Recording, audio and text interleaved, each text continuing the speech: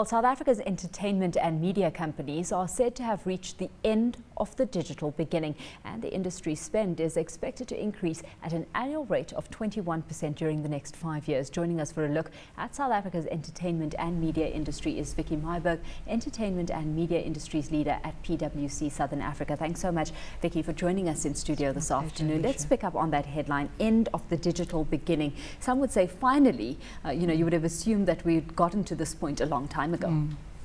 Yeah, what we've seen over the past few years is a huge amount of uncertainty with companies with this migration to digital, not knowing what their role was in there.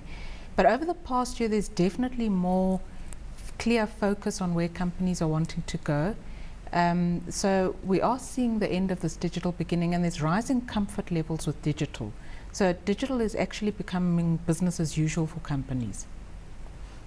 Vicky, when you look at the way that we're progressing, does it have any implications from a regulatory point of view, from an advertising agency's point of view, from a traditional media point of view? You look at some of these giant companies, for example, that control radio. Radio will, of course, eventually become digital. It'll go via the internet. We'll be listening to radio via our smartphones. And that throws up a whole sort of raft of implications for various sectors of the industry. Are we ready for it across the board? Yeah, that's a very good question, and I think just starting with regulation, for example, if you look at the traditional media, newspapers, television in particular, they're so heavily regulated, there's really nowhere to turn, where internet at the moment is not regulated at all. Radio is one of the ones that are quite regulated. So that is something that we've got to come to grips with, because the laws are not quite in place.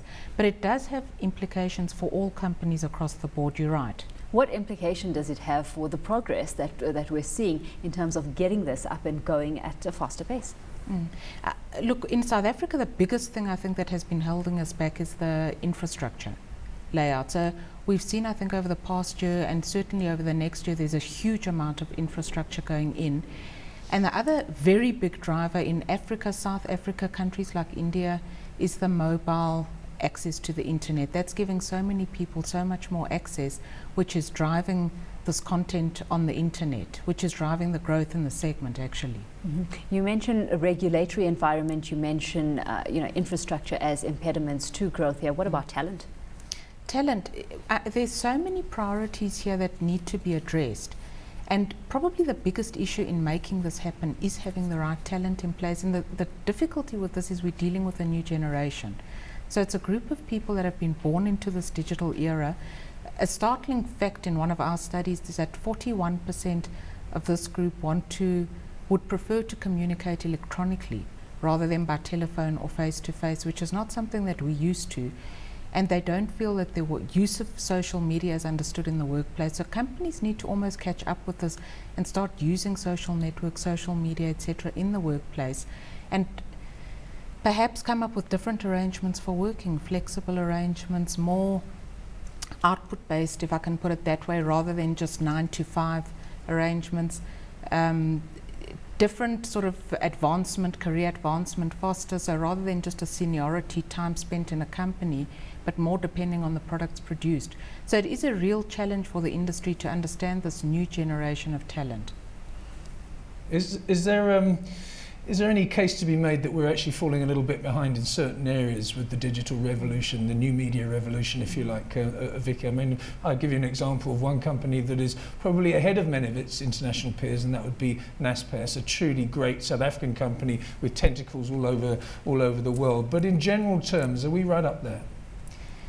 We certainly are slightly behind, and I think the infrastructure difficulties that we've had have put us behind, but in other senses it's actually positive, because there's certain lessons that the industry globally has learned that we're able to leapfrog and actually move beyond some of the troubles. For example, if you look at music, newspapers, magazines globally have struggled over the last few years to find ways of monetizing revenue, and I think that's still unclear because people don't really like paying for content, but we can pick up and start a lot further ahead of the game than, for example, they were at. They paid a few school fees in the process. So penetrate faster what is an untapped market to a large extent. Just how much more room is there to penetrate? Well, to put it in context, we're at the moment with broadband penetration only 9% in South Africa, and we're expecting that to grow to 37% by 2016. So I think there's a very good news story for the entertainment and media sector in South Africa here. There's huge growth that's going to happen.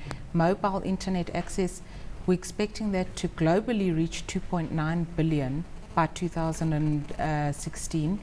34.1% growth in South Africa in the penetration rate, so huge. There's a lot of growth in this industry. And that despite the fact that we've got a global economy that presents a very uncertain picture and economic woes to a large extent. Absolutely, and I think if you look at something like smart devices, tablets, etc., I mean, those are skyrocketing in terms of sales. It's almost like there isn't this crisis going on.